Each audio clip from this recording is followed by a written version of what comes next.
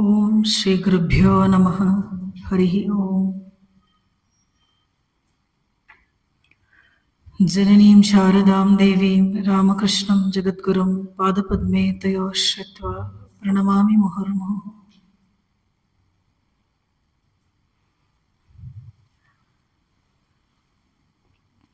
ಪೂಜ್ಯ ಮಾತಾಜಿ ಯೋಗಾನಂದಮಯಿ ಅವರಿಗೆ ನನ್ನ ನಮಸ್ಕಾರಗಳನ್ನು ತಿಳಿಸ್ತಾ,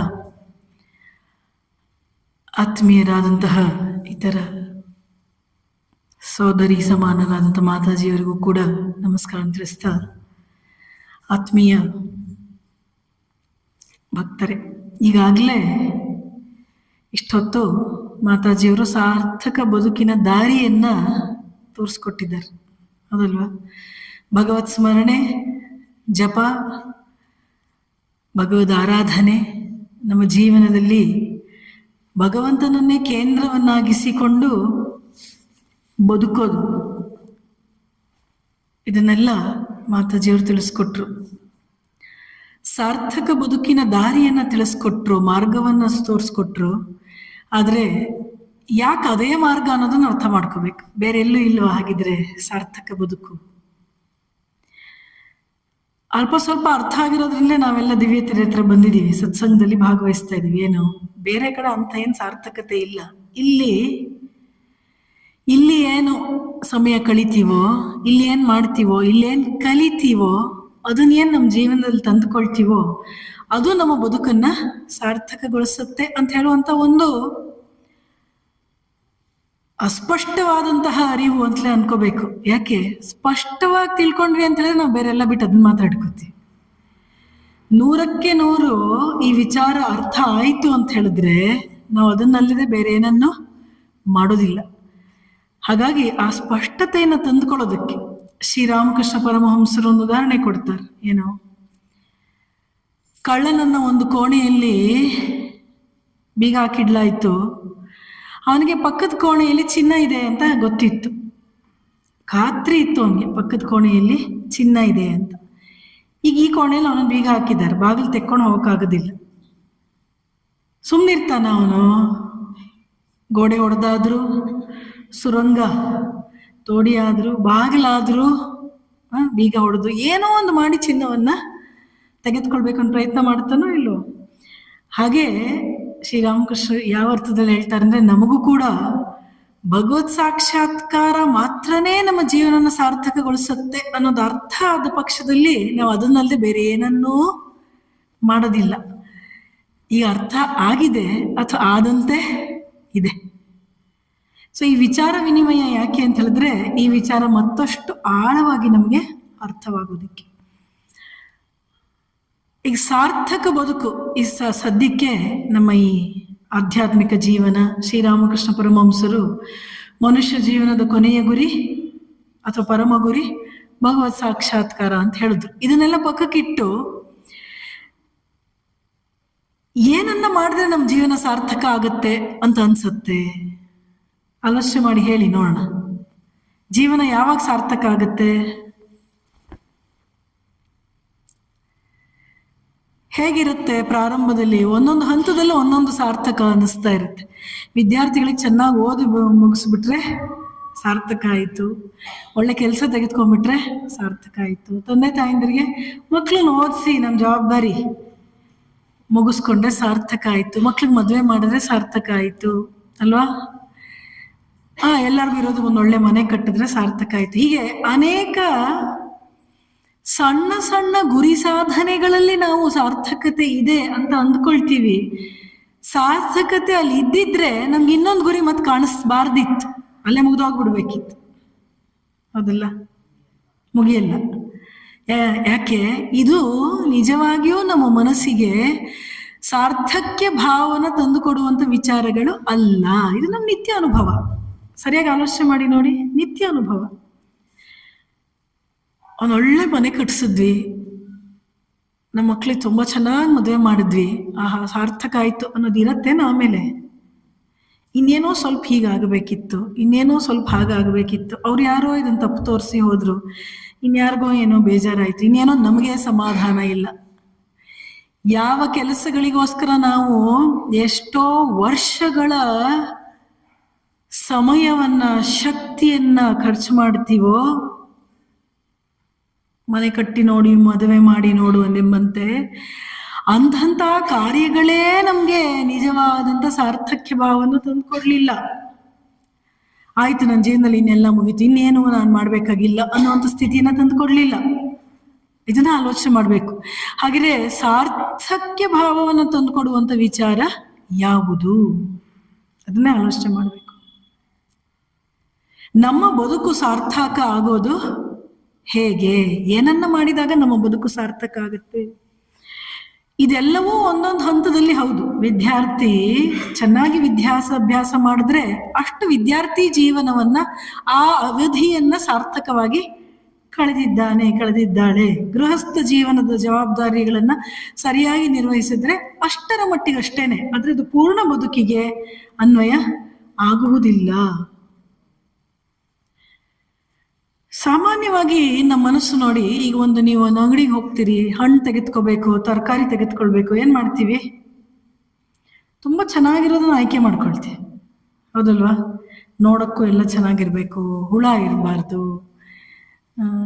ಸರಿಯಾಗಿರ್ಬೇಕು, ಎಲ್ಲೂ ನಜ್ಜುಗೊಜ್ಜಾಗಿರ್ಬಾರ್ದು ಅಂತ ಆಯ್ಕೆ ಮಾಡಿಕೊಂಡು ಅದನ್ನ ಆರಿಸ್ಕೊಳ್ತೀವಿ. We seek perfection in everything outside us.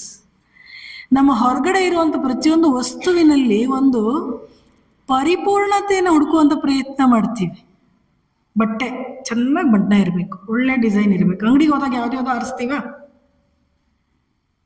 ಹೆಣ್ಮಕ್ಳು ಸೀರೆ ತರಕ್ ಹೋದ್ರೆ ತುಂಬಾ ಸಮಯ ತೆಗೆದುಕೊಳ್ಳುತ್ತೆ ಅಂತ ತಮಾಷೆ ಮಾಡ್ತಾ ಇರ್ತಾರೆ. ಯಾಕೆ? ಏನೋ ಮನಸ್ಸಿಗೆ ಸಂತೃಪ್ತಿ ಕೊಡುವಂತ ಬಣ್ಣ, ಅದೇನೋ ಅದೇ ಬಗೆಯ ಡಿಸೈನು ಎಲ್ಲ ಇರಬೇಕು ಅಂತ. ಹೊರಗಿನದು ಎಷ್ಟು ಪ್ರತಿಯೊಂದು ವಿಚಾರದಲ್ಲೂ ಕೂಡ ಅದು ನಮ್ಮ ಮನಸ್ಸಿಗೆ ತೃಪ್ತಿ ಕೊಡಬೇಕು. ಏನೋ ಒಂದು ಸರಿಯಾಗಿದೆ, ಚೆನ್ನಾಗಾಗಿದೆ, ಒಂದು ಅಡಿಗೆ ಮಾಡಿದ್ರು ಕೂಡ ಚೆನ್ನಾಗಾಗ್ಬೇಕು, ಹೌದು ಅಲ್ವ? ಏನನ್ನ ಒಂದು ಮನೆ ಕಟ್ಟಿದ್ರು ಚೆನ್ನಾಗಿ ಕಟ್ಟಬೇಕನ್ನೋ ಉದ್ದೇಶದಲ್ಲೇ ಮಾಡ್ತೀವಿ. ಒಂದು ಏನು ಕೆಲಸವನ್ನು ತೆಗೆದುಕೊಂಡ್ರು ಕೂಡ ಅದನ್ನ ಚೆನ್ನಾಗಿ ಮಾಡಿದಾಗ ಒಂದು ಬಗೆಯ ಸಾರ್ಥಕ ಭಾವ. ಆದ್ರೆ ಯಾವ ಪರಿಪೂರ್ಣತೆಯನ್ನ ನಾವು ಹೊರಗಿನ ವಸ್ತುಗಳಲ್ಲಿ, ಹೊರಗಿನ ವಿಚಾರಗಳಲ್ಲಿ ಕಾಣೋದಕ್ಕೆ ಹೋಗ್ತಾ ಇದೀವೋ, ಅದು ನಿಜವಾದ ಸಂಪೂರ್ಣವಾದಂತಹ ಸಾರ್ಥಕ ಭಾವನೆನ ತಂದುಕೊಡೋದಿಲ್ಲ. ಯಾಕೆ? ಆ ವಸ್ತು, ಆ ವಿಚಾರ ಶಾಂತವಾದದ್ದು, ಮುಗ್ದೋಗ್ಬಿಡುತ್ತೋ ಇಲ್ವೋ? ಒಂದು ಒಳ್ಳೆ ಬಟ್ಟೆ ನೀವು ಆರಿಸಿ, ನಿಮ್ಗೆ ತುಂಬಾ ಸಂತೋಷ ಕೊಟ್ಟಂತ ಬಟ್ಟೆಯು ಹರಿದೋಗ್ಬಿಡುತ್ತೆ ಒಂದಿನ. ತುಂಬಾ ಇಷ್ಟವಾದಂತ ಊಟ ನಾಲ್ಗೆಯಲ್ಲಿ ಎಷ್ಟೊತ್ತು ಇರುತ್ತೆ. ಯಾರೋ ಹೊಗಳಿದ್ದು ಏನೋ ಮನಸ್ಸಿಗೆ ಮುದ ಕೊಡುತ್ತೆ, ಎಷ್ಟೊತ್ತು. ಇನ್ನೊಬ್ರು ಯಾರೋ ಒಂದು ದೋಷ ತೋರಿಸಿದ್ರೆ ಮುಗ್ದೋಯ್ತು, ಹೌದೋ ಅಲ್ವೋ? ಎಲ್ಲವನ್ನು ನೋಡಿ, ಯಾವುದು ನಮಗೆ ಸುಖವಾದ ಅನುಭವವನ್ನು ಕೊಡುವಂತ ವಿಚಾರಗಳೆಲ್ಲವೂ ಕೂಡ ಅಶಾಶ್ವತ ಅಥವಾ ತಾತ್ಕಾಲಿಕ. ಇದೆ, ಇಲ್ಲ ಅಂತ ಹೇಳೋದಿಲ್ಲ.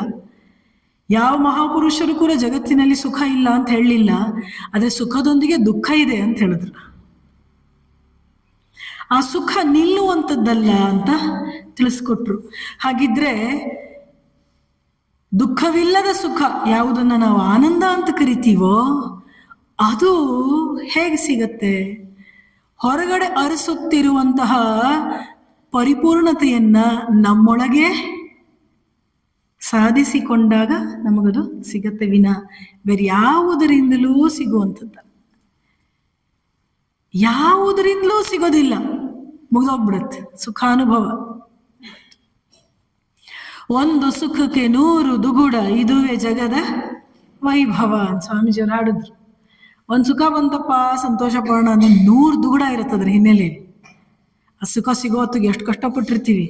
ಬಂದ್ ಸುಖ, ಅಯ್ಯೋ ಹೊರಟೋಗ್ಬಿಡುತ್ತಲ್ಲ ಹೊರಟೇ ಹೋಯ್ತು ಹೊರಟೋಗ್ಬಿಡತ್ತಲ್ಲ ಅಂತ ಅಂದ್ಕೊಳ್ಳೋಷ್ಟರಲ್ಲಿ ಹೊರಟೇ ಹೋಯ್ತು. ಹಾಗಾಗಿ ಹೊರಗಿನ ಪರಿಪೂರ್ಣತೆ, ಹೊರಗಿನ ವಸ್ತುಗಳ ಪರಿಪೂರ್ಣತೆ ಅಲ್ಲ, ನಮ್ಮೊಳಗೆಯೇ ಒಂದು ಪರಿಪೂರ್ಣತೆ ಇದೆ. ಆ ಒಳಗಿನ ಪರಿಪೂರ್ಣತೆಯನ್ನ ಕಂಡುಕೊಳ್ಳೋದೇ ನಮಗೆ 100ಕ್ಕೆ 100 ಆನಂದವನ್ನ ಕೊಡಬಲ್ಲದು.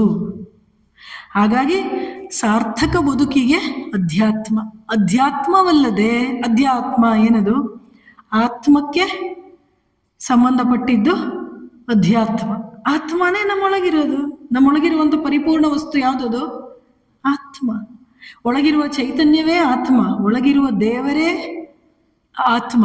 ಹೆಸರುಗಳು ಬೇರೆ, ಪ್ರಜ್ಞೆ, ಚಿತ್, ಆನಂದ, ಭಗವಂತ, ದೇವರು, ಆತ್ಮ, ಏನಾದರೂ ಶಬ್ದ ಹೇಳ್ಕೊಳ್ಳಿ, ಅದೆಲ್ಲವೂ ಸೂಚಿಸ್ತಾ ಇರೋದು ಒಂದನ್ನೇ. ಯಾವುದನ್ನದು? ಈ ಜಗತ್ತಿನಲ್ಲಿ ನಿತ್ಯ ಇರುವಂಥದ್ದು, ಯಾವಾಗಲೂ ಇದ್ದದ್ದು, ಯಾವಾಗಲೂ ಇರುವಂಥದ್ದು, ಯಾವುದರಲ್ಲಿ ಯಾವ ವಿಕಾರವೂ ಇಲ್ಲವೋ, ಯಾವುದರಲ್ಲಿ ಯಾವ ಬದಲಾವಣೆಯೂ ಇಲ್ಲವೋ, ಯಾವುದರಲ್ಲಿ ಏನೂ ಕೂಡ ನಷ್ಟ ಅಂತ ಆಗೋದಕ್ಕೆ ಸಾಧ್ಯವೇ ಇಲ್ಲವೋ ಅಂಥದ್ದು ಆತ್ಮಸ್ವರೂಪ, ನಿತ್ಯ ಶುದ್ಧ ಬುದ್ಧ ಮುಕ್ತ. ಕೃಷ್ಣ ಭಗವದ್ಗೀತೆಯಲ್ಲಿ ಹೇಳುವಂತೆ, ಯಾವುದನ್ನ ಗಾಳಿ ಒಣಗಿಸಲಾರದೋ, ಯಾವುದನ್ನ ಬೆಂಕಿ ಸುಡಲಾರದೋ, ನೀರು ಒದ್ದೆ ಮಾಡಲಾರದು ಅಂತ ಹೇಳಿದ್ರೆ, ಜಗತ್ತಿನಲ್ಲಿ ನಾವು ಕಾಣುವಂತ ಯಾವ ಭೌತಿಕ ಶಕ್ತಿಯೂ ಕೂಡ ಅದ್ರ ಮೇಲೆ ಏನೂ ಪ್ರಭಾವ ಬೀರಲಾರದು. ಅದೇ ನಮ್ಮ ಮನಸ್ಸು ಶರೀರಗಳನ್ನು ತೆಗೆದುಕೊಳ್ಳಿ, ಸ್ವಲ್ಪ ಟೆಂಪ್ರೇಚರ್ ಕಡಿಮೆ ಆದರೆ ಚಳಿ ಚಳಿ ಚಳಿ ಅಂತೀವಿ, ಇನ್ನೊಂದು ತಿಂಗಳಾದ್ರೆ ಸೆಕೆ ಅಂತೀವಿ. ಪ್ರಭಾವ ಬೀರುತ್ತೋ ಇಲ್ವೋ? The outside factors can effect our body and mind. ಹಾಗೆ ನಿಂದನೆ, ಸ್ತುತಿ ನಿಂದೆಗಳು, ಕಷ್ಟ ಸುಖ, ಲಾಭ ನಷ್ಟ, ಲಾಭ, ಇದೆಲ್ಲವೂ ಕೂಡ ನಮ್ಮ ಮೇಲೆ ಪ್ರಭಾವ ಬೀರುತ್ತೆ. ಯಾವುದ್ರ ಮೇಲೆ? ನಮ್ಮಲ್ಲೇ ಇರುವಂತಹ ಈ ಶರೀರ ಮನಸ್ಸು ಅಂತ ಹೇಳುವಂಥ ಒಂದು ವ್ಯಕ್ತಿತ್ವದ ಮೇಲೆ. ಆದರೆ ಒಳಗಿರುವ ಆತ್ಮಕ್ಕೆ ಜಗತ್ತಿನ ಯಾವ ಶಕ್ತಿಯೂ ಅಲುಗಾಡಿಸಲಾರದು, ಏನನ್ನೂ ಮಾಡಲಾರದು. ಅದನ್ನ ಎಂಥ ಚಕ್ರವರ್ತಿ, ಎಂಥ ಅಥವಾ ಭಗವಂತನೂ ಕೂಡ ಏನು ಮಾಡೋಕ್ಕಾಗೋದಿಲ್ಲ. ಯಾಕಂದ್ರೆ ಭಗವಂತನೇ ಅದು ಸ್ವಸ್ವರೂಪ ಒಳಗೆ. ಈ ಜಗತ್ತಿನಲ್ಲಿ ಒಂದು ಸರ್ವಶಕ್ತ ಅಂತ ಹೇಳಿದ್ರೆ ಯಾರು? ಭಗವಂತ. ಎಂದೆಂಥ ರಾಕ್ಷಸರನ್ನು ಕೂಡ ಮಣಿದವನು ಯಾರು? ಅವನೇ, ಅಥವಾ ಜಗನ್ಮಾತೆ. ಹಿರಣ್ಯಕಶಿಪು ಅಂತವನನ್ನೂ ಕೂಡ ಸಂಹಾರ ಮಾಡಿದವನು ನರಸಿಂಹನಾಗಿ ಬಂದ. ರಾವಣಾಸುರನ ಸಂಹಾರ ಮಾಡೋದಕ್ಕೆ ರಾಮನಾಗಿ ಬಂದ. ಅನೇಕರನ್ನ ಸಂಹಾರ ಮಾಡೋದಕ್ಕೆ ಕೃಷ್ಣನಾಗಿ ಬಂದ. ಸೊ ಎಂತೆಂಥ ಪರಾಕ್ರಮಿಗಳು ಅಂತ ನಾವು ಜಗತ್ತಿನಲ್ಲಿ ಕಾಣ್ತೀವೋ ಅವರೆಲ್ಲರನ್ನೂ ಮೀರಿಸುವಂತಹ ಪರಾಕ್ರಮ ನಾವು ಭಗವಂತನಲ್ಲಿ ಕಾಣ್ತೀವಿ, ಶಕ್ತಿ ಭಗವಂತನಲ್ಲಿ ಕಾಣ್ತೀವಿ. ಅದೇ ಭಗವಂತ ನಮ್ಮೊಳಗಿರೋದ್ರಿಂದ ಸರ್ವಶಕ್ತನಾದಂತಹ, ಸರ್ವವ್ಯಾಪಿಯಾದಂತಹ, ಸರ್ವಜ್ಞನಾದಂತಹ ಭಗವಂತ ಆತ್ಮರೂಪದಲ್ಲಿ ನಮ್ಮಲ್ಲಿರೋದ್ರಿಂದ ಆ ಆತ್ಮಕ್ಕೆ ಯಾರೂ ಏನೂ ಮಾಡಲಾರರು. ಅಥವಾ ಜೀವನದ ಯಾವ ಆಗು ಹೋಗುಗಳು ಕೂಡ ಈ ಆತ್ಮವನ್ನ ಮುಟ್ಟಕ್ಕೂ ಕೂಡ ಸಾಧ್ಯ ಇಲ್ಲ. ಆದರೆ ನಮಗಾಗತ್ತಲ್ಲ, ನಮಗೆ ಬೇಸರ ಆಗತ್ತಲ್ಲ, ನೋವಾಗತ್ತಲ್ಲ, ಸುಖ ಆಗತ್ತಲ್ಲ, ಸುಖದ ಅನುಭವ ಆಗತ್ತಲ್ಲ, ದುಃಖದ ಅನುಭವ ಆಗತ್ತಲ್ಲ. ಯಾಕೆ? ನಾವು ಆತ್ಮಸ್ವರೂಪಿಗಳು ಅಂತ ಅನ್ಕೋತಾ ಇಲ್ಲ. ನಾವೇನು ಅನ್ಕೋತೀವಿ? ಈ ವ್ಯಕ್ತಿತ್ವ ನಮ್ಗೊಂದೊಂದು ಹೆಸರು ಇರುತ್ತಲ್ಲ, ನಾನಿಂಥವಳು, ನಾನಿಂಥವನು, ಅಂತ ಅಂದ್ಕೊಂಡು ಸಿಕ್ಕಾಕೋತೀವಿ ಅದಕ್ಕೆ. ಆ ವ್ಯಕ್ತಿತ್ವಕ್ಕೆ ಸಿಕ್ಕಾಕೊಂಡು ಓದಾಡ್ತಾ ಇರ್ತೀವಿ. ಸೊ ಅಧ್ಯಾತ್ಮ ಇದೆಯಲ್ಲ, ಯಾವುದು ನಮ್ಮನ್ನ ಅಶಾಶ್ವತವಾದದ್ರಿಂದ ಮುಕ್ತಗೊಳಿಸುತ್ತೋ ಅದೇ ಅಧ್ಯಾತ್ಮ. ಆತ್ಮಕ್ಕೆ ಸಂಬಂಧಪಟ್ಟಿದ್ದು ಅಂತ. ಈ ಆತ್ಮವನ್ನ ಬಿಟ್ಟು ಬೇರೆದೆಲ್ಲವೂ ಇದೆಯಲ್ಲ, ಅದರಿಂದ ನಮ್ಮನ್ನ ಮುಕ್ತಗೊಳಿಸಬೇಕು. ಅರ್ಥ ಆಗ್ತಾ ಇದೆಯಾ? ಆತ್ಮ ನಮ್ಮೊಳಗಿರುವಂತ ಆತ್ಮವನ್ನಾದ್ರೂ ನಾವು ಅನುಸಂಧಾನ ಮಾಡ್ಬೋದು. ಇದೇ ಆತ್ಮನಿಗೆ ಒಂದು ರೂಪ ಕೊಟ್ಟು, ಅದೇ ಆತ್ಮಕ್ಕೆ ರಾಮಕೃಷ್ಣರ ರೂಪ, ಶಾರದಾಮಾತೆಯ ರೂಪ, ಶಿವನ ರೂಪ, ದುರ್ಗೆಯ ರೂಪ, ಕಾಳಿಯ ರೂಪ ಕೊಟ್ಟು ಆ ಆರಾಧನೆ ಮಾಡೋದ್ರ ಮೂಲಕ ಆದ್ರೂ ಸರಿ ಸತ್ಯವನ್ನ ಹಿಡ್ಕೊಂಡ್ರೆ ಮಾತ್ರ ನಮ್ಮ ಬದುಕು ಸಾರ್ಥಕ ಆಗುತ್ತೆ. ಈ ಜಗತ್ತಿನಲ್ಲಿರುವಂತ ಏಕೈಕ ಸತ್ಯ ವಸ್ತು ಭಗವಂತ, ಪರಬ್ರಹ್ಮ, ಪರಮಾತ್ಮ, ದೇವರು. ಏಕೈಕ ಸತ್ಯ ವಸ್ತು, ನೆನ್ಪಿಟ್ಕೊಳ್ಳಿ. ಉಳಿದೆಲ್ಲವೂ ನಾವು ಹಿಡ್ಕೊಂಡು ಜಗ್ಗಾಡ್ತಾ ಇರೋದು, ಹೋರಾಡ್ತಾ ಇರೋದು, ಕಷ್ಟಪಡ್ತಾ ಇರೋದು ಯಾವ ವಸ್ತುಗಳನ್ನ ಹಿಡ್ಕೊಂಡು? ಅನಿತ್ಯವಾದಂತಹ ಸತ್ಯವಲ್ಲದ ವಸ್ತುಗಳು, ವಿಚಾರಗಳು. ಸತ್ಯವಾದದ್ದು ಒಂದೇ ಇರೋದಕ್ಕೆ ಸಾಧ್ಯ. ಆ ಸತ್ಯನೇ ಪರಮಾತ್ಮ. ಸೊ ನಮ್ಮ ಜೀವನದಲ್ಲಿ ಆ ಪರಮಾತ್ಮನೊಂದಿಗೆ ನಮ್ಮನ್ನ ನಾವು ಜೋಡಿಸಿಕೊಂಡಾಗ, ದೇವರೊಂದಿಗೆ ನಮ್ಮನ್ನು ನಾವು ಕನೆಕ್ಟ್ ಮಾಡಿಕೊಂಡಾಗ, ಅಥವಾ ಜ್ಞಾನ ಮಾರ್ಗದಲ್ಲಿ ಏನ್ ಹೇಳ್ತೀವಿ, ಆತ್ಮಸ್ವರೂಪಿ ನಾನು ಅಂತ ಅರ್ಥ ಮಾಡಿಕೊಳ್ಳೋದು. ಈ ಅಧ್ಯಾತ್ಮದ ಗುರಿಯನ್ನು ತಲುಪೋದಕ್ಕೆ ನಮ್ಮಲ್ಲಿ ಹಲವಾರು ಮಾರ್ಗಗಳನ್ನು ಹಾಕಿಕೊಟ್ರು. ಅದನ್ನೆಲ್ಲ ನೀವು ಕೇಳಿದ್ದೀರಿ. ಭಕ್ತಿ ಮಾರ್ಗ ಹೇಗೆ ಹೋಗ್ಬೇಕು, ಈಗಷ್ಟೇ ಮಾತಾಜಿಯವರ ಉಪನ್ಯಾಸ ಕೇಳಿದ್ವಿ. ಸ್ಮರಣೆ, ಜಪ, ಧ್ಯಾನ, ಸೇವೆ ಅಲ್ವಾ, ಮಾನಸಿಕ ಪೂಜೆ, ಭಕ್ತಿ ಮಾರ್ಗ, ಪ್ರೀತಿ, ಭಗವಂತನ ಪ್ರೀತಿಸೋದು. ಈ ಪರಮಾತ್ಮ ಯಾರನ್ನು ಪ್ರೀತಿಸಿದ್ರು ವಾಪಸ್ ಏನ್ ಸಿಗೋದಿಲ್ಲೋ, ನಿನ್ನನ್ನು ಪ್ರೀತಿಸ್ತೀನಿ. ಯಾರ್ಯಾರನ್ನೆಲ್ಲ ಪ್ರೀತಿಸಿ ಏನೇನೂ ಸಿಗ್ಲಿಲ್ಲ ಇಷ್ಟು ವರ್ಷದಲ್ಲಿ. ನಾವು ನಮ್ಮ ಅನುಭವಗಳ ಬಗ್ಗೆ ಆಲೋಚನೆ ಮಾಡಬೇಕು. ನಾವೇನ್ ಮಾಡ್ತೀವಿ, ಬದುಕು ಹೇಗ್ ಬರುತ್ತೋ ಆಗ ನಡ್ಸ್ಕೊಂಡು ಹೋಗ್ತಾ ಇರ್ತೀವಿ, ಆಲೋಚನೆ ಮಾಡೋದಿಲ್ಲ. ನಿಂತು ಆಲೋಚನೆ ಮಾಡಬೇಕು.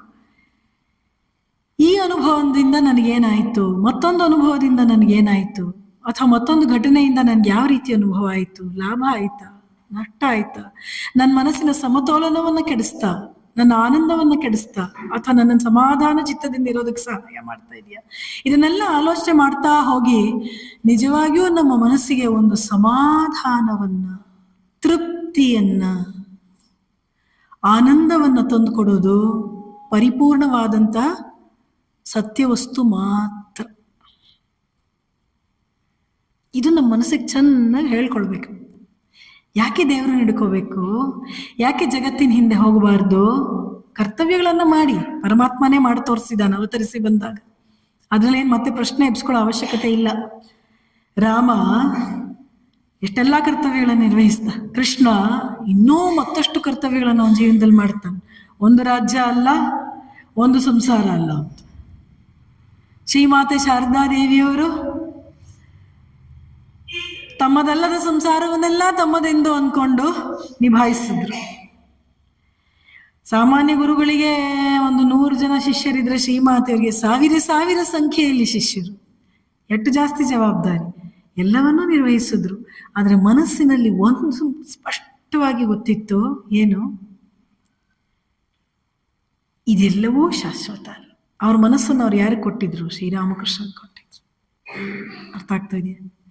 ಹಾಗೆ ನಾವು ಎಲ್ಲವನ್ನ ಮಾಡ್ತಾ ಇದ್ರು ಕೂಡ ಮನಸ್ಸಿನಲ್ಲಿ ಮಾತ್ರ ಚೆನ್ನಾಗಿ ನೆನ್ಪಿಟ್ಕೋಬೇಕು. ಶ್ರೀಮಾತೆ ಶಾರದಾದೇವರು ಮದುವೆ ಮಾಡ್ಕೊಂಡು ಹೋಗುವಂತ ಒಬ್ಬ ಹೆಣ್ಣು ಮಗಳಿಗೆ ಹೇಳ್ತಾರೆ, ಏನು ನೋಡು, ಗಂಡನ ಮನೆಗೆ ಹೋದ್ಮೇಲೆ ಅತ್ತೆ ಮಾವನ ಸೇವೆ ಮಾಡು, ನಿನ್ ಗಂಡನ ಸೇವೆಯನ್ನು ಮಾಡು, ಮೈದುನ ನಾದಿನಿಯರು ಯಾರ್ಯಾರಿದಾರೋ ಎಲ್ಲರ ಸೇವೆ ಮಾಡು.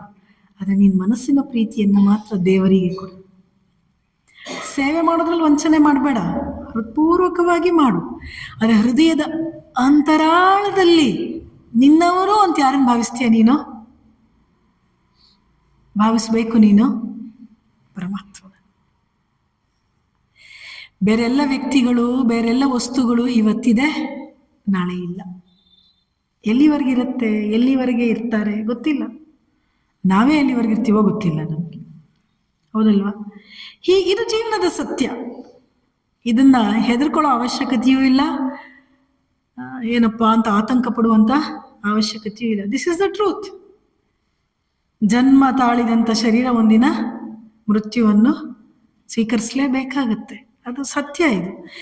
ಇದು ಜೀವನದ ಒಂದು ಸತ್ಯ, ಒಂದು ವ್ಯಾವಹಾರಿಕ ಸತ್ಯವಾಗಿರುವಾಗ ನಶ್ವರವಾದದ್ದನ್ನು ಅಂಟ್ಕೊಂಡು ನಾವು ದುಃಖ ಪಡೋದಕ್ಕಿಂತ ಶಾಶ್ವತವಾದನ್ನು ಹಿಡ್ಕೊಳ್ಳೋದ್ರಲ್ಲಿ ನಮ್ಮ ಬದುಕು ಸಾರ್ಥಕ ಆಗತ್ತೆ. ಸೊ ಬದುಕು ನಿಜವಾಗಿಯೂ ಸಾರ್ಥಕ ಆಗಬೇಕಾದ್ರೆ ಅಧ್ಯಾತ್ಮ ಮಾತ್ರನೇ ನಮಗೆ ಆ ಕಡೆಗೆ ಹೋಗೋದಕ್ಕೆ ನಮಗೆ ಸಹಾಯ ಮಾಡೋದು. ಅದಕ್ಕೆ ಅಧ್ಯಾತ್ಮ ನಮಗೆ ಬಹಳ ಬಹಳ ಅವಶ್ಯಕ. ಸಮಾಜದಲ್ಲಿ ಹೆಚ್ಚಿನವ್ರು ಏನು ಅನ್ಕೊಳ್ತಾರೆ, ಯಾರೋ ಕೆಲವರು ಮಾತ್ರ. ಸರಿಯಾಗಿ ನೋಡಿದ್ರೆ ಪ್ರತಿಯೊಬ್ಬರು ಬದುಕು ಚೆನ್ನಾಗಿ ಆಗ್ಬೇಕಾದ್ರೆ ಅವರ ಆಧ್ಯಾತ್ಮಿಕ ಜೀವನದ ಕಡೆ ಬರಬೇಕು. ಯಾಕಂದ್ರೆ ಪ್ರತಿಯೊಬ್ಬರು ಆತ್ಮಸ್ವರೂಪಿಗಳು, ಪ್ರತಿಯೊಬ್ಬರಲ್ಲೂ ಇರೋದೇ ಪರಮಾತ್ಮ. ಗೊತ್ತಿಲ್ಲದೆ ಇರೋದ್ರಿಂದ ಮರ್ತಿ ಏನೇನೋ ಮಾಡ್ತಾ ಇರ್ಬೋದು. ಆದ್ರೆ ಗೊತ್ತಾದ ಕ್ಷಣದಲ್ಲಿ, ನಿಜವಾಗಿ ಗೊತ್ತಾದ ಕ್ಷಣದಲ್ಲಿ ಮನುಷ್ಯ ಮತ್ತೆ ಅಲ್ಲೇ ಮನಸ್ಸನ್ನು ಕೊಡೋದಕ್ಕೆ ಸಾಧ್ಯ ಇಲ್ಲ. ಇಲ್ಲಿ ಅನಂತವಾದ ಆನಂದ ಸಿಗತ್ತೆ, ದುಃಖವಿಲ್ಲದ ಆನಂದ ಸಿಗತ್ತೆ, ನೋವಿಲ್ಲದ ಆನಂದ ಸಿಗತ್ತೆ. ಇದನ್ನೆಲ್ಲ ಅನಲೈಸ್ ಮಾಡ್ಬೇಕು, ಗುರ್ತಿಸ್ಕೋಬೇಕು, ನಮ್ಮ ಅನುಭವಗಳನ್ನ ಹೋಲಿಕೆ ಮಾಡಿ ನೋಡ್ಬೇಕು. ನಿಮ್ಮ ಮನೆಗೆ ಬಂಧುಗಳು ಬಂದು ಹೋದಾಗ ನಿಮಗಾಗುವಂಥ ಅನುಭವಕ್ಕೂ, ಸಾಧು ಸಂತರು ಬಂದು ಹೋದಾಗ ನಿಮಗಾಗುವಂಥ ಅನುಭವಕ್ಕೂ ವ್ಯತ್ಯಾಸ ಇದೆಯಾ? ಏನು ವ್ಯತ್ಯಾಸ?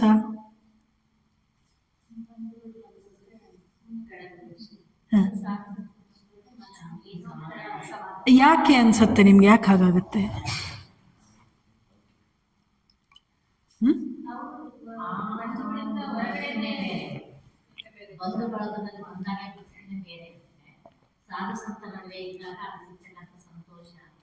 ಕರೆಕ್ಟು.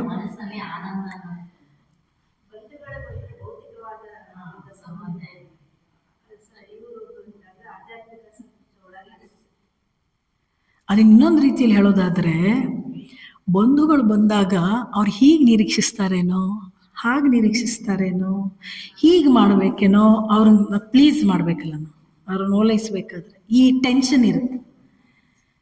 ಸಾಧುಗಳು ನಿಮ್ಮ ಮನೆಗೆ ಬಂದಾಗ ನೀವು ಏನು ಬಡಿಸಿದ್ರು ಸಂತೋಷ ಪಟ್ಟು ಹೋಗ್ತಾರೆ, ಭಿಕ್ಷೆ ಕೊಟ್ಟು. ಹೌದು ಅಲ್ವೋ? ಪರಮಾತ್ಮನ ಮಕ್ಕಳಾದ ಸಾಧುಗಳನ್ನು ಸಂತೃಪ್ತಿಗೊಳಿಸೋದೇ ಎಷ್ಟು ಸುಲಭ ಇರುವಾಗ ಪರಮಾತ್ಮನ ತೃಪ್ತಿಗೊಳಿಸೋದು ಇನ್ನೂ ಸುಲಭ. ಹೇಳ್ತೀನಿ, ಅವನು ಸತ್ಯವಾಗಿಯೂ ನಮ್ಮಿಂದ ಏನನ್ನೂ ನಿರೀಕ್ಷಿಸೋದಿಲ್ಲ. ಒಂದು ತುಳಸಿ ಎಲೆ, ಒಂದು ಉದ್ಧರಣೆ ನೀರು ಅಂತೆಲ್ಲ ಕೇಳಿದ್ದೀರಿ. ಒಂದು ಹೂವಿನಿಂದ ತೃಪ್ತನಾಗ್ತೀನಿ ನಾನು ಅಂತ ಕೃಷ್ಣ ಹೇಳಿದ್ದಾನೆ ಭಗವದ್ಗೀತೆಯಲ್ಲಿ. ಹೌದು ಅಲ್ವೋ? ಅಷ್ಟೇ ಸಾಕು ಅವನಿಗೆ. ಅವನು ಈ ಜಗತ್ತಿನ ಜನರಂತೆ ಯಾವ ನಿರೀಕ್ಷೆಗಳನ್ನ ನಮ್ಮಿಂದ ಇಟ್ಕೊಂಡಿಲ್ಲ. ಯಾಕೆ? ಅವನಿಗೇನಾಗಬೇಕಾಗಿದೆ ನಮ್ಮಿಂದ? ನಾವೇನೇನೋ ಹರಕೆ ಹೊತ್ಕೊಂಡು ಕಾಣಿಕೆ ಹಾಕ್ಬೋದು ಉಂಡಿಯಲ್ಲಿ. ನಮ್ಮ ಸ್ವಾಮೀಜಿ ಹೇಳೋರು, ಲಕ್ಷ್ಮೀಪತಿ ಆದಂಥ ಪರಮಾತ್ಮನಿಗೆ ನಾವು ಏನ್ ತಾನೇ ಕೊಡಬಲ್ಲೆವು ಅಲ್ವಾ? ಬಗೆ ಬಗೆಯಾಗಿ ನಾವು ಭಕ್ಷ್ಯ ಭೋಜ್ಯಗಳನ್ನ ಅಡಿಗೆ ಮಾಡಿ ನೈವೇದ್ಯ ಮಾಡ್ಬೋದು. ಪ್ರತಿಯೊಂದು ಆಹಾರವನ್ನು ಸೃಷ್ಟಿ ಮಾಡಿರೋನು ಅವನೇ.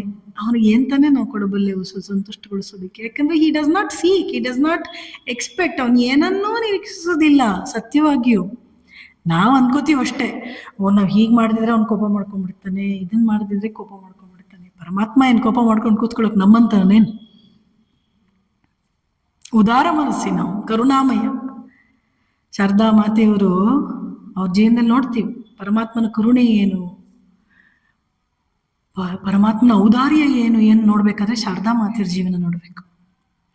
ನಿಮ್ಮ ಮಂತ್ರ ವಾಪಸ್ ತೆಗೆದುಕೊಳ್ಳಿ ಅಂತ ಬಂದಂತ ಭಕ್ತನಿಗೂ ಶ್ರೀಮಾತೆ ಹೇಳ್ಬಿಟ್ರು, ಏನು, ನನ್ನ ಮಕ್ಕಳನ್ಗೆ ನಾನು ಯಮ ಕೂಡ ಏನು ಮಾಡಲಾರ. ತಮಗೆ ನೋವು ಕೊಟ್ಟಂತ ಜನರ ವಿಚಾರಗಳಲ್ಲೂ ಶ್ರೀಮಾತೆ ಶಾರದಾದೇವರು ಕ್ಷಮೆ ಇರ್ಲಿ, ಹೇ ಪ್ರಭು ಅವ್ರನ್ನ ಕ್ಷಮಿಸ್ಬಿಡು ಅಂತ ಕೇಳ್ಕೊಂಡ್ರು.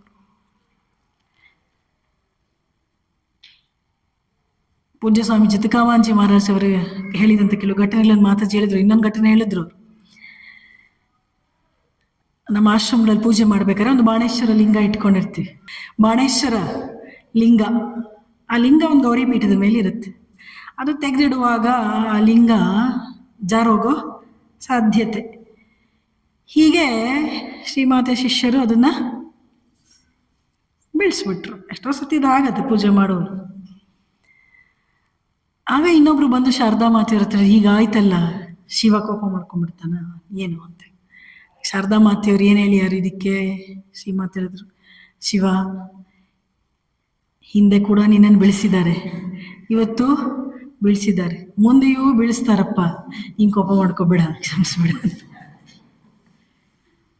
ಮಾತೃಭಾವ ಎಷ್ಟು ಸುಂದರವಾಗಿದೆ ಇದು, ಯೋಚನೆ ಮಾಡಿ ನೋಡಿ. ಅದೇ ಹೇಳ್ತದೆ, ಶಾರದಾ ಮಾತೆಯವರು ಯಾವಾಗ್ಲೂ ಅವರಲ್ಲಿ ಆ ಮಾತೃತ್ವ ಜಾಗೃತವಾಗಿರ್ತಾ ಇತ್ತು. ಯಾರು ಅವನು ಯಾಕೆ ಬೆಳೆಸ್ತಾ, ಎಚ್ಚರ ಕೆಲಸ ಮಾಡೋಕ್ಕಾಗ್ಲಿಲ್ವಾ ಅಂತ ಕರೆದು ಬೈಬೋದಿತ್ತು ಅವರು. ಅದರಲ್ಲಿ ಅವರಲ್ಲಿ ಆ ಮಾತೃತ್ವ ಯಾವಾಗ್ಲೂ ಹೇಗೆ ಜಾಗೃತವಾಗಿರ್ತಾ ಇತ್ತು ಅಂತ ಹೇಳಿದ್ರೆ, ಮಕ್ಕಳು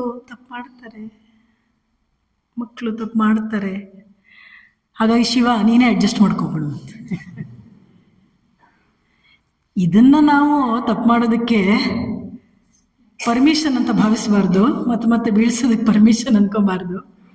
ನಮ್ಮಲ್ಲೊಬ್ರು ಮಾತಾಜಿ ಹೇಳ್ತಾರೆ, ಸದ್ಯ ಈ ಘಟನೆ ಕೇಳಿದ್ಮೇಲೆ ಸದ್ಯ ನಾನು ಎಷ್ಟೊಂದು ಸತಿ ಬೀಳ್ಸಿದ್ದೀನಿ.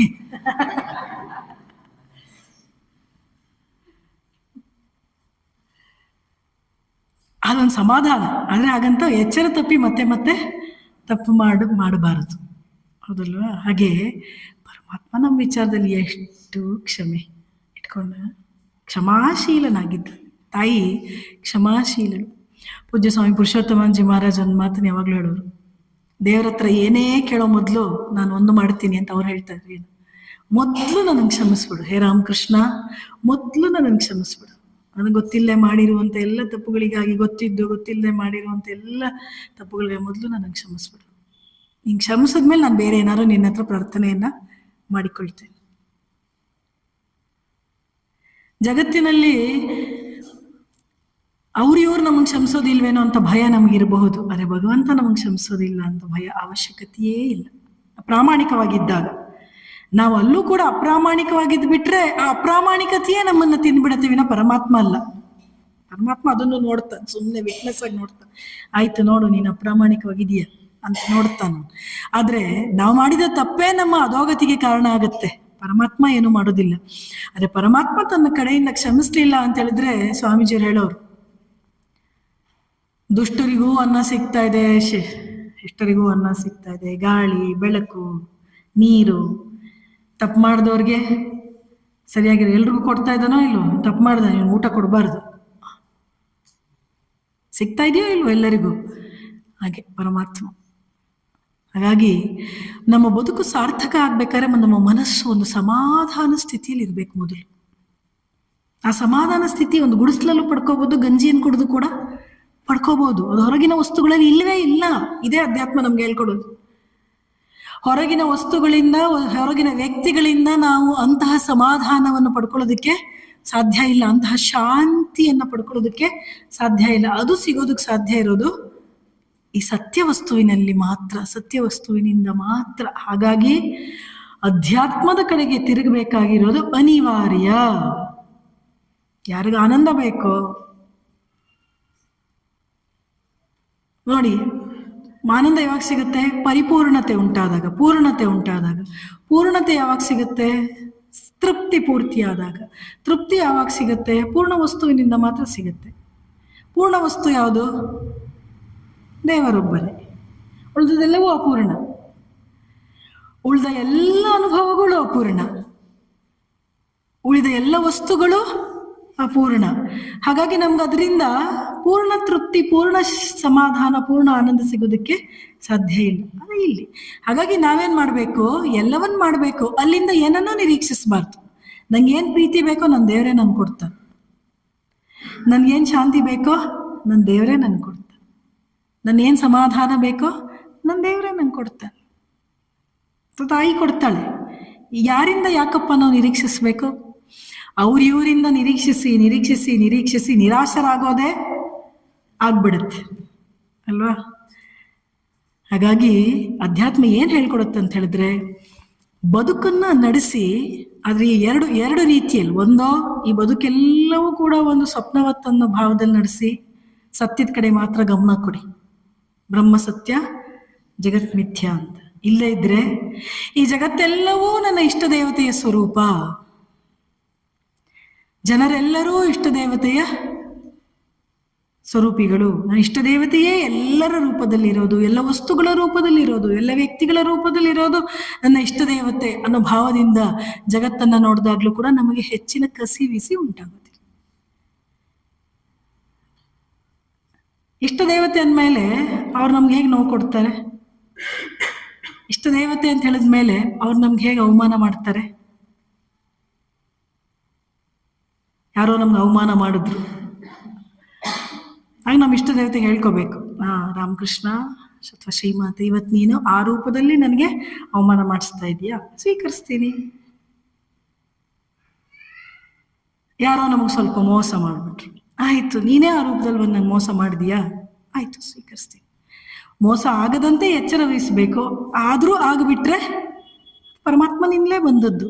ಮನೇಲಿರುವವರು ನೀವೆಲ್ಲ ಸೇವೆ ಮಾಡ್ತೀರಿ, ಎಲ್ರನ್ನ ಪರಸ್ಪರ ನೋಡ್ಕೊಳ್ತೀರಿ, ದುಡಿತೀರಿ ಮಕ್ಳಿಗೋಸ್ಕರ, ಮನೇಲಿರೋರಿಗೋಸ್ಕರ, ಆಫೀಸಲ್ಲೋ ಕೆಲಸ ಮಾಡೋರು, ಅಂಗಡಿಲಿ ಕೆಲಸ ಮಾಡೋರು, ಮನೇಲಿ ಕೆಲಸ ಮಾಡೋರು ಎಲ್ಲ ಪರಸ್ಪರ ಒಬ್ರಿಗೇ ಮಾಡ್ಕೊಳ್ಳೋದಿಲ್ವಲ್ಲ.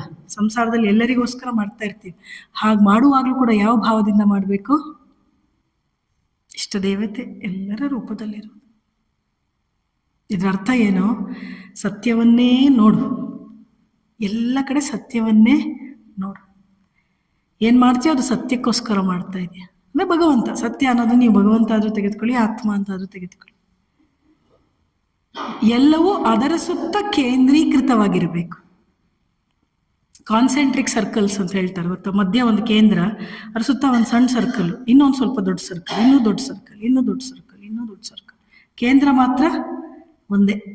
ಹಾಗೆ ನಮ್ಮ ಜೀವನದಲ್ಲಿ ಬೇರೆ ಬೇರೆ ಇರುತ್ತೆ, ಮನೆಯ ಪ್ರಪಂಚ, ಸಮಾಜದಲ್ಲಿರುವಂಥ ಪ್ರಪಂಚ, ಬಂಧು ವರ್ಗದ ಒಂದು ಪ್ರಪಂಚ ಅಲ್ವಾ, ಭಕ್ತ ವರ್ಗದ ಒಂದು ಪ್ರಪಂಚ ಅಂತ ಎಷ್ಟೆಷ್ಟೋ ಇರುತ್ತೆ. ಆದರೆ ಎಲ್ಲಕ್ಕೂ ಕೇಂದ್ರ ಏನು? ಒಂದೇ ಸೆಂಟರ್. ಯಾವುದು? ಭಗವಂತ. ಹಾಗಾಗಿ ನಿಜವಾಗಿಯೂ ನಮ್ಮ ಜೀವನ ಸಾರ್ಥಕ ಆಗಬೇಕಾದ್ರೆ ನಾವು ಈ ಕಡೆ ಮುಖ ಮಾಡಲೇಬೇಕು, ಅನಿವಾರ್ಯ. ಅದಿಲ್ಲದೆ ಬೇರೆ ದಾರಿ ಇಲ್ಲ. ಇಲ್ಲಿವರೆಗೆ ಬೇರೆ ದಾರಿ ಯಾರೂ ಕಂಡಿಲ್ಲ. ಸಾವಿರ ಸಾವಿರ ವರ್ಷಗಳ ಮನುಷ್ಯ ಇತಿಹಾಸದಲ್ಲಿ ಇಲ್ಲಿಯವರೆಗೆ ಯಾರೂ ಕೂಡ ಇನ್ನೊಂದು ದಾರಿ ಇದೆ ಬನ್ನಿ ಪರಿಪೂರ್ಣತೆಯ ಕಡೆಗೆ ಅಂತ ತೋರಿಸಿದವ್ರು ಯಾರು ಇಲ್ವೇ ಇಲ್ಲ. ಯಾರಾದರೂ ತೋರಿಸಿದ್ದೆ ಅದನ್ನು ತೋರಿಸಿರೋರು ಸಾಧು ಸಂತರು, ಆಚಾರ್ಯರು, ಅವತಾರ ಪುರುಷರು, ಇವರೇ ತೋರಿಸಿರೋದು. ಅದ್ಯಾವುದು? ಭಗವದ್ ಅಭಿಮುಖವಾಗಿ ನಮ್ಮ ಜೀವನವನ್ನು ನಡೆಸೋದು. ಆ ರೀತಿಯ ಮನಸ್ಸನ್ನು ದಿವ್ಯತ್ರೇಯರು ನಮ್ಮೆಲ್ಲರಿಗೂ ಕೂಡ ಕರುಣಿಸಲಿ ಅನ್ನೋ ಪ್ರಾರ್ಥನೆಯನ್ನು ಅವರಲ್ಲಿ ಸಲ್ಲಿಸ್ತಾ, ಚಳ್ಳಕೆರೆಯ ಭಕ್ತರೊಂದಿಗೆ ಸ್ವಲ್ಪ ಸಾರ್ಥಕ ಸಮಯವನ್ನು ಕಳೆಯೋದಕ್ಕೆ ಅವಕಾಶ ಮಾಡಿಕೊಟ್ಟ ಪೂಜ್ಯ ಮಾತಾಜಿ ತ್ಯಾಗಮಯ್ಯವರಿಗೆ ಪ್ರೀತಿಪೂರ್ವಕವಾದ ವಂದನೆಗಳನ್ನು ಸಲ್ಲಿಸ್ತೇನೆ. ಜಯ ರಾಮಕೃಷ್ಣ.